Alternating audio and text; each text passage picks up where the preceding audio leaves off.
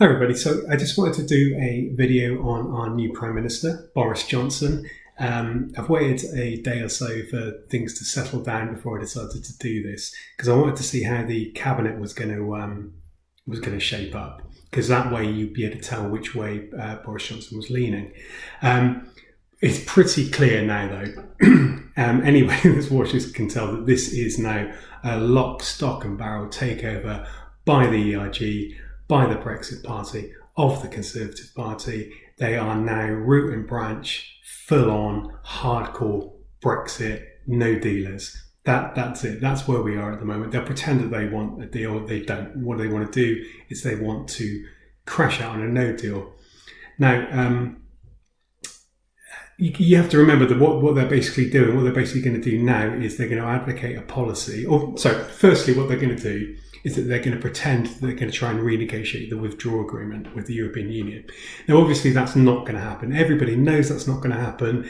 This is all just a pretense, because what they want, or what a lot of these people's goal is for us to crash out without a deal. Now, obviously, they have no mandate for that whatsoever. If you remember in 2017, the last general election, 55% of the vote went to parties that explicitly ruled out no deal. So there is no democratic mandate for a no deal. Parliament have also voted that they do not want a no deal, and Parliament will not let no deal happen. Now, Boris Johnson knows this. And the ERG, or what is basically the Conservative, the cabinet now know this. So what they're going to do is they're going to push it. They're going to pretend that they're going to try to renegotiate the withdrawal agreement. That'll obviously collapse, and then they'll start ramping up the betrayal narrative. They'll start ramping up the blame.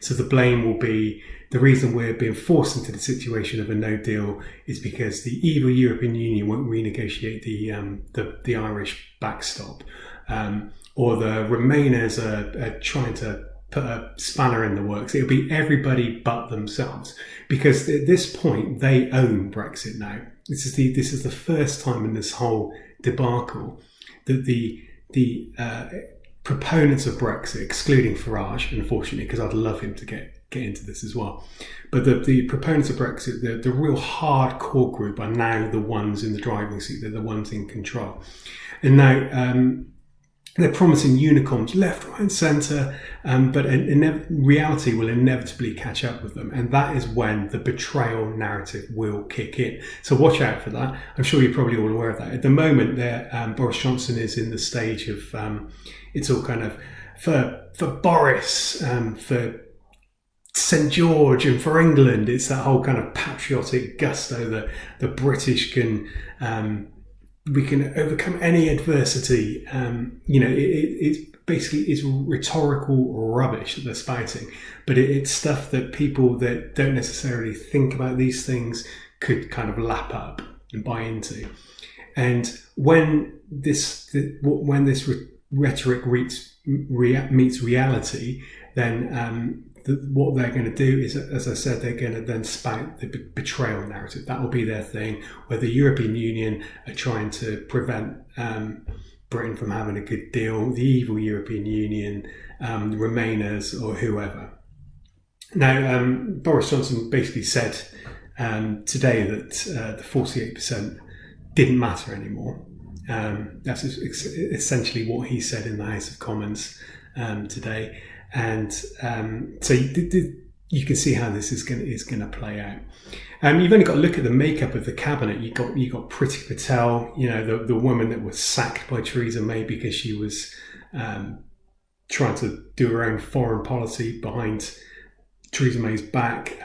She's a sort of hardcore advocate of the death penalty. She's that kind of person. You've got Dominic Raab as Foreign Secretary, of all things, that didn't even know the importance of Calais as a trading route.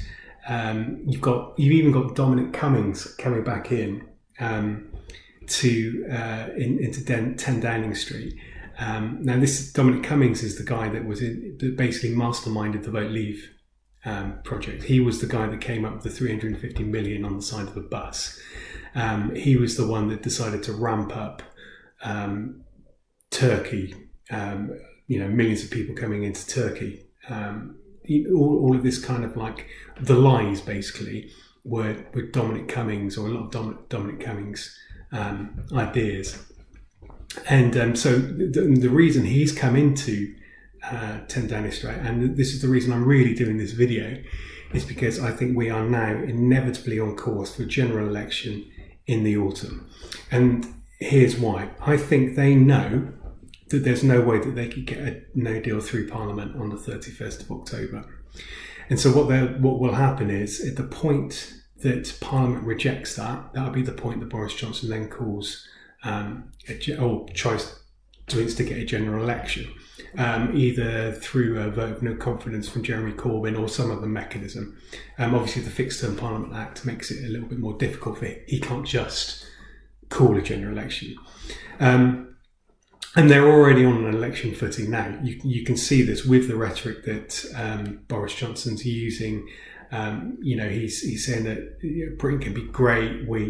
He's promising money to left, right, and centre. None of this is costed. It's all money that he's pulling from the magic money tree that apparently didn't exist, but obviously does. I imagine it was hidden behind all the unicorns at some point.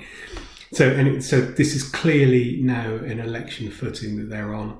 And I think because they are now so aligned now with no deal, they're such hardcore Brexiters, that there's probably going to be either an alliance with the Brexit Party or some kind of merge, or something happens where they take Nigel Farage on board, or something's going to happen. So I don't think we're going to get the situation where the Brexit Party and the Tory Party are competing for votes. So I don't think we're going to get to the point where that vote is going to be split, which means it's very dangerous for the Remain side now. I mean, this is really the biggest crunch point that we've come to thus far, I would say, because if the Remain side if we don't create some kind of alliance, and they already are, to be fair. The Lib Dems have stepped down. They allow Caroline Lucas to stand in Brighton. The Greens and Plaid Cymru have done the same for the by-election coming up next week. And you can see the embryonic stages of an alliance or an electoral pact coming up with these Remain parties. But they really need to start getting it in gear, because it's the only way. If the Remain side splits the vote, then that's it. We're no deal. We're on no deal Brexit. But if the Remain side can come together, work together, find a way of maximising their vote in the general election, then I think we stand a very, very good chance of either defeating them outright or creating another hung parliament where the balance of power will be between the Lib Dems, SNP, Labour Party, Plaid, and in that way, that is the way that a referendum, a ratification referendum, will happen. But now is key, because they've already hit the ground running. They know what they're doing. None of what this rhetoric that Johnson's doing is accidental. They have a plan. They know what they're going to do. They're going to build up British patriotism, and then they're going to let loose a betrayal narrative.